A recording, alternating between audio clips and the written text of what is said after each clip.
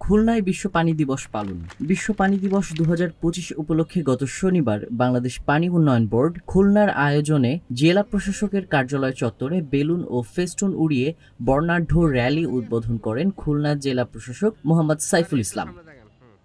পরে জেলা প্রশাসকের সম্মেলন কক্ষে এক আলোচনা সভার আয়োজন করা হয়। খুলনা জেলা প্রশাসক মোহাম্মদ সাইফুল ইসলামের সভাপতিত্বে অনুষ্ঠানে আলোচক হিসেবে উপস্থিত ছিলেন মোহাম্মদ ইসমাইল হোসেন, সহকারী অধ্যাপক, কুয়েট।